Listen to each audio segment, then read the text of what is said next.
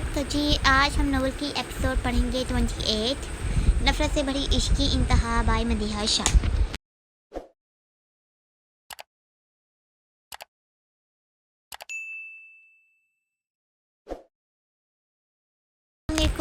तो जी आज हम नॉवल की एपिसोड पढ़ेंगे 28 नफ़रत से भरी इश्क की इंतहा बाय मदीहा शाह। मालती, मुराद क्या हो गया है तुझे? यहाँ आ जाएगी। वो जब से वो लोग आए थे जन्नत एक बार इनको देख गई थी। अकराम को देखते वो खुश हुई थी, लेकिन जब मुराद को देखा तो मुंह बनाती अंदर चली गई, जिसके बाद वो नहीं आई। मुराद काफ़ी टाइम से इंतज़ार कर रहा था। जब जन्नत नहीं आई तो मुराद ने सोच लिया कि अब ऊपर जाएगा इससे बात करने के लिए। जैसे ही अकराम ने ये सुना तो हैरान होता बोला, नहीं मैं सोच रहा हूँ ऊपर। मुराद, नहीं मैं जा रहा हूँ ऊपर। मुराद अपनी ज़िद पर उठ खड़ा हुआ। मुराद, मुझे देख मेरी मंगनी भी हुई है और शबाना मेरी मंगेतर भी है, लेकिन फिर भी मैं सब्र से बैठा इसका इंतज़ार कर रहा हूँ ना। तो तुझे क्या हो रहा है? तू भी कर। अकराम मुराद के रास्ते में खड़ा होता बोला, अकराम मुझे यही समझ तो नहीं आ रही कि शबाना तेरी है और अब तो वो तेरी होने वाली बीवी भी है। फिर भी तू इसका इंतज़ार कर रहा है, वो भी यहाँ। मुराद हैरान होता शाने चुकाने लगा, यार तुझे पता तो है हमारे ख़ानदान के असूल। अकराम सामने बाहर की तरफ नज़र दौड़ाता सरसेसा बोला, ओ प्लीज़ यार, ये असूल तुम ही फॉलो करो, मैं नहीं। और वैसे भी मैं मीर मुराद शाह हूँ, मैं असूल फॉलो नहीं करता, अपने असूल बनाता हूँ। और मेरा असूल ये है कि जो कोई असूल बनाता है वो मैं ज़रूर तोड़ता हूँ। मुराद कहता है एक आंख दबाता वहाँ से जीने की तरफ किया, जबकि अकराम सर पकड़ता इधर उधर देखने लगा। जन्नत, मैं नीचे जा रही हूँ। शबाना शर्माती अपने दुपट्टे को दुरुस्त करने लगी। अच्छा, बहुत याद कर रहे हैं क्या अकराम भाई? जन्नत मुस्कुराती शबाना को छेड़ने लगी, जिससे शबाना शर्माती अपने मुंह को हाथों में छुपा गई। एक दिन मेरा भी आएगा जब मैं तुम्हें इस तरह छेड़ूंगी। शबाना कहती वहाँ से गई। हाँ हाँ, कभी नहीं, जन्नत कहकर लगाती जोर से बोली ताकि शबाना अच्छे से सुन ले। जैसे ही जन्नत कहती मुड़ी अपने रूम की खिड़की पर मुराद को खड़ा देख ठिठकी। वो बहुत आराम से सब बातें भी सुन चुका था और मुस्कुराते इसकी तरफ आया, जो अपनी नीली आंखों को मसलते बार बार बड़ी करती इसको देख रही थी कि कहीं वो ख्वाब तो नहीं देख रही। लेकिन मुराद को अपने इतना करीब देख समझ गई कि सच में वो इस वक्त इसके सामने मौजूद है। क्या हुआ? सोच रही हो कि मैं सच में हूँ या ख्वाब? मुराद जन्नत को एकदम शानों से पकड़ते दीवार से लगाता मोहब्बत पाश नज़रों से इसके चमकते चेहरे को देखने लगा। नहीं, जन्नत मुराद की काली आंखों में देख नहीं पा रही थी। घबराते लरजने लगी, जबकि मुराद की गर्म सांसें इसको झुलसाए दे रही थी। पता है मैं क्यों आया हूँ? मुराद इसको घबराते देख बहुत प्यार से जन्नत के कान में सरगोशी करते पूछने लगा, जबकि जन्नत इसको अपने इतना पास महसूस करते ठंड में भी पसीने से गीली होने लगी। नहीं, मुझे क्या पता क्यों आए हैं आप, और वैसे भी आप प्लीज़ जाएं यहाँ से। अगर भाई ने आपको मेरे साथ देखा तो जन्नत आगे कुछ कहती मुराद दरमियान में ही बोला, जबकि चेहरे पर संजीदगी असर ज़्यादा थी। क्योंकि कुछ नहीं, जन्नत मुराद के चेहरे पर बदलते रंग देख कांप कर मुनमुनाई। ये देखते जवाबन वो मुस्कुराया, जिससे मुराद का डिंपल दाएं गाल पर गहरा हुआ। जन्नत डरते अपनी पलकें उठाते इसको मुस्कुराते देख ठिठकी कि इसके भी डिंपल पड़ता है। मुराद जन्नत को डरता देख एक लंबी सांस लेता दोबारा इसकी तरफ मतवज्जा हुआ। बात तो आज करने आया था, लेकिन अब मेरा मूड नहीं करने का। तो मुराद बोलते सोचने के अंदाज में जन्नत को देखने लग गया। बेचारी जन्नत चोर नज़रों से इसको देख रही थी, जबकि बात एक भी पल्ले नहीं पड़ी थी इसके। जन्नत, कल तुम मुझे मिलने हवेली के पिछली तरफ जो बाग है ना, वहाँ आओगी, वो भी ठीक शाम 4 बजे। मुराद जन्नत के शानों को छोड़ते अपने बालों में हाथ फेरने लगा। क्या? जैसे ही जन्नत ने यह सुना अपनी नीली आंखों को बड़ा करती बड़बड़ाई, जो मुराद ने आसानी से सुनी। जी। मुराद ने भी जन्नत के अंदाज में अपनी काली आंखों को बड़ा किया। हाँ, जन्नत ज़ोर से कहकर लगाती इसको देखने लगी। आपको ऐसा क्यों लगा कि मैं आऊँगी? जन्नत मुराद के करीब से गुजरते खिड़की की तरफ गई, जहाँ से ठंडी हवाएं अंदर आ रही थी। अगर तुम नहीं आई तो देखना मैं क्या करता हूँ। मुराद बुलंद आवाज़ में बोलता इसके करीब आया। जन्नत इसको अपने इतना करीब देख लड़ी। मुराद इसकी उठती गिरती पलकों को देख जल्दी से प्यार में बोला, मुझे तुमसे बात करनी है तो तुम्हें आना होगा, ठीक है? मुराद कहता इसको छोड़ जल्दी से गया, और वादा कोई आ ना जाए। मैं तो नहीं जाऊँगी। जन्नत मुराद के जाते ही अपनी टोन में वापस खुद से बोली और आराम से नीचे गई। मीर साईं, पार्टी के कुछ लोग आए हैं आपसे बात करने को। खादिम हुसैन ने बुरहान को लैपटॉप पर टाइप करते देख टोका। ठीक है, तुम इनको कुछ सर्व करो, मैं आता हूँ। बुरहान ने बिना देखे इसको मुखातिब करते कहा। खादिम अपने मीर साईं का हुक्म मिलते ही तेजी से गया। बुरहान जल्दी से खास मेल अमाद को सेंड करता मर्दाना हॉल की तरफ गया।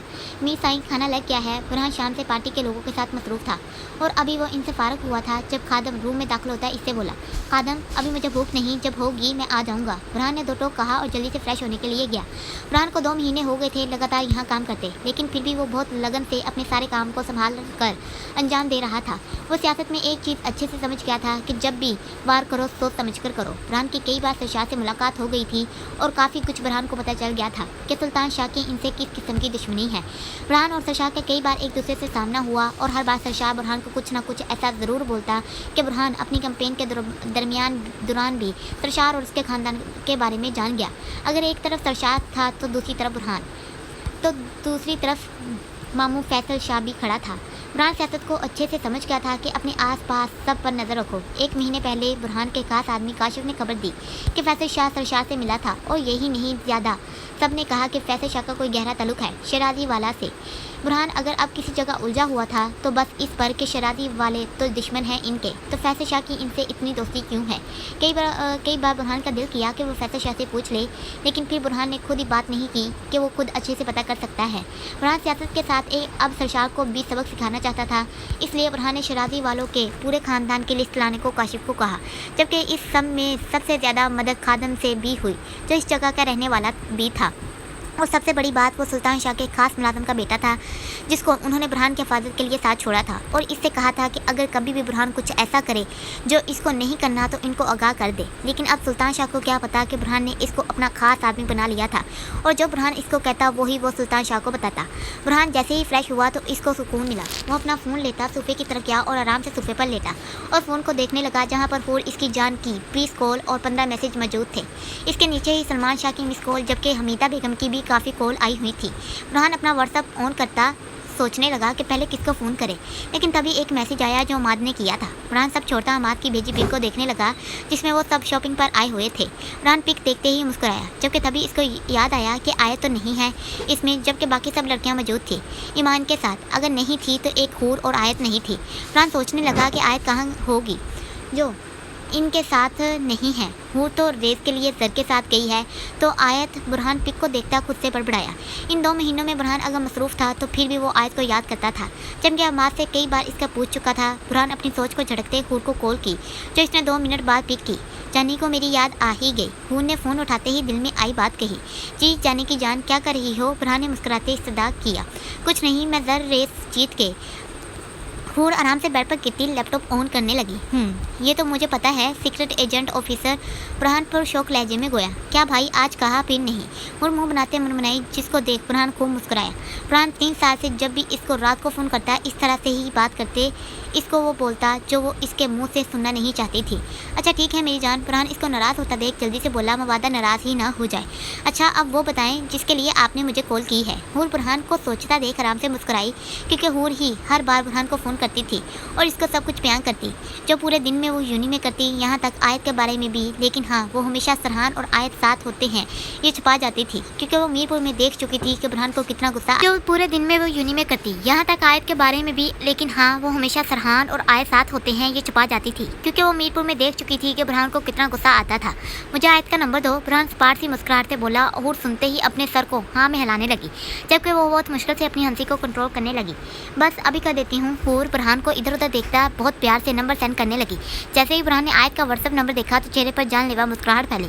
ओके जान, बाद में बात करती हूँ। हूर इसके मुस्कुराहट चेहरे को देखती फ़ोन बंद कर गई ताकि वो आयत से बात कर ले। बुरहान हूर का फ़ोन बंद होते ही सबसे पहले आयत का नंबर सेव करने लगा तो मुस्कुराते आयत कार्ड पर जान साइन लिखने लगा।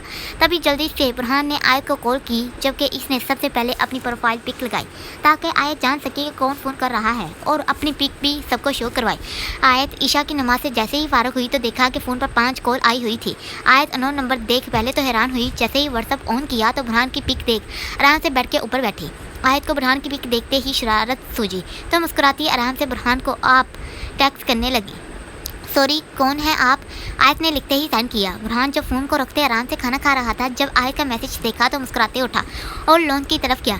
क्या? जैसे ही बुरहान ने आयत का मैसेज पढ़ा तो खुद से बड़बड़ाया। अच्छा तो मेरे साथ गेम खेल रही है। बुरहान सोचता आयत को सीधा कॉल करने लगा। आयत बुरहान की वीडियो कॉल आती देख ठिठकी कि इसने क्या कहा और आगे से वो कॉल करने लगा।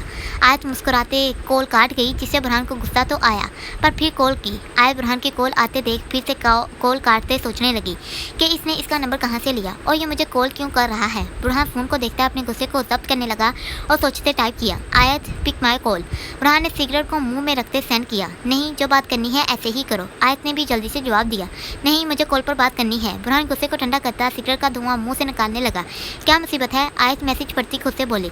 तभी बुरहान दोबारा ऑडियो कॉल करने लगा। आयत कुछ देर फ़ोन को देखती, फिर लब काटते फ़ोन पिक किया। जब कोई कॉल करता है तो ज़रूर वो बात करना चाहता होगा, पर नहीं, तुमने तो आगे से मुझे अस्सलाम वालेकुम। बुरहान अभी बोल रहा था कि आयत इसकी बातें काटते पाट से बोले वालेकुम सलाम। जैसे ही बुरहान ने आयत का सलाम सुना, जल्दी से जवाब दिया, जबकि वो आयत की आवाज़ सुन बहुत खुश हुआ, क्योंकि बहुत दिनों बाद सुनी थी। बुरहान अभी बोल रहा था कि आयत इसकी बातें काटते पाट से बोली वालेकुम सलाम। जैसे ही बुरहान ने आयत का सलाम सुना, जल्दी से जवाब दिया, जबकि वो आयत की आवाज़ सुन बहुत खुश हुआ था, क्योंकि बहुत दिनों बाद सुनी थी। जी अब कहें, क्या हुआ? ऐसी क्या बात करनी थी आपको? और आपको मेरा नंबर किसने दिया? आयत ने बात करते दरियाफ्त भी साथ ही किया। तुम्हारा नंबर मेरे पास पहले ही था। बुरहान ने साफ झूठ कहा, जिसको सुनते ही आयत हैरान हुई। और वैसे भी मुझे तुम्हारा नंबर किसी से लेने की ज़रूरत नहीं, मैं खुद भी हासिल कर सकता हूँ। बुरहान लोन में कुर्सी पर बैठे अपनी कही बात पर महफूज हुआ। हाँ, ये तुम किसी और से कहना। आयत जोर से हंसती, आराम से बोलती, अपना दुपट्टा सोफे पर रखती, दूसरे हाथ से अपने काले स्याह बालों को कैंची से आज़ाद करने लगी। आपने बताया नहीं आपने कॉल क्यों की? बुरहान इससे पहले कुछ कहता आयत ने सवाल किया। और मुझे नोट्स चाहिए थे तुम्हारे। बुरहान ने जल्दी से सिगरेट का गोश लेते बात बनाई। नोट्स? वो भी मेरे? क्यों? अमाद से बोलो दे आपको, वो आपको मेल कर देगा। आयत एक हाथ अपने बालों में फेरते मुस्नुई हैरानी से गोई। नहीं, अमाद आजकल ऑफिस में और अपनी मंगनी की तैयारी में बिजी है, इसलिए नहीं कहा मैंने। बुरहान आज बात पे बात झूठ बोल रहा था। इसको खुद अपने ऊपर हैरानगी हो रही थी कि वो कितने अच्छे से बात बना रहा था। हाँ सच, मंगनी भी है। तुम तो आओगे ही नहीं ना? आज याद आने पर इस्तफसार करने लगी। ये किसने कहा तुमको कि मैं नहीं आऊँगा? बुरहान को आज की बात अच्छी नहीं लगी तो पूछा। नहीं कहा तो किसी ने नहीं, मैंने खुद सोचा कि इस महीने इलेक्शन भी है ना। आज याद करवाते मुस्कुराती मुंह में उंगली रख गई। हाँ इलेक्शन तो है, लेकिन मैं कोशिश करूँगा कि आ जाऊँ। बुरहान दिलफरेब सा लहजे में बोया। चलो ठीक है, मान लेते हैं। आज कहती कुशन को ठीक करती, अपने काले स्याह बालों को एक तरफ करते बेड से टेक लगाती लेटी। माफ़ी मीर साईं, इससे पहले आगे कोई बात करता। बुरहान, खादम ने मज़ा ख़राब किया इसका। कहो। बुरहान सिगरेट का एक गहरा कश लेकर धुआं फदा में बिखेर गया। सरकार खाना खा लें, आपने सुबह से नाश्ता किया है? दोपहर से कुछ नहीं खाया। खादम फिक्रमंदी से घबराया। तुम जाओ, मैं आता हूँ। बुरहान ने दो टोक नरमी से कहा, जबकि चेहरे पर गुस्सा खूब था। आए सच, नमरीन आपी की भी मंगनी है, तैयारी कैसी जा रही है? बुरहान खादम के जाते ही वापस अपनी टोन में सोचता बोला, तैयारी तो हो रही है, और अगर ज़्यादा ही जानना है तो घर कॉल कर लेना। और अब मुझे नींद आ रही है, मैं सोने लगी हूँ, और आप जाके खाना खा लें। आयत ने जल्दी से आखिर में वो बात कही जो वो सुन चुकी थी। क्या तुम्हें सच में नींद आ रही है, या मैं खाना खा लूँ इसलिए कहा? वो भी बुरहान शाह था, इतनी आसानी से चुप होने वाला नहीं था। हाँ, वेरी फनी, मुझे आपकी फ़िक्र करने की कोई ज़रूरत नहीं। आयत कहते फ़ोन कट कर गई। जो जवाबन बुरहान दिल में मुस्कुराता अंदर गया। माजी मुराद ठीक 3 बजे से इसका इंतज़ार करने लगा कि जन्नत इससे मिलने आएगी। 4 बजे, लेकिन 4 बजे इस तरह ही 5, फिर 5 से 6, लेकिन वो नहीं आई। मुराद अपने गुस्से को कंट्रोल करता इस जगह बैठा 4 डब्बे सिगरेट की पी चुका था, फिर भी गुस्सा था कि ठंडा होने का नाम नहीं ले रहा था। मुराद अपनी आग बरसाती निगाहों से सिगरेट को मसलते तेज़ी से अपनी चादर को शानों पर दुरुस्त करता शाहू हवेली की तरफ गया। जन्नत, तुमने ठीक नहीं किया, तुम्हें आना चाहिए था। मुराद अपने दिल में सोचता मट्टी को उड़ा 10 मिनट में शाहू हवेली पहुंचा। तेज़ी से गाड़ी को हवेली के बाहर खड़ा करता गाड़ी से निकलता हवेली के अंदर दाखिल हुआ। भाभी, मैंने खाना खा लिया है, ऊपर जा रही हूँ।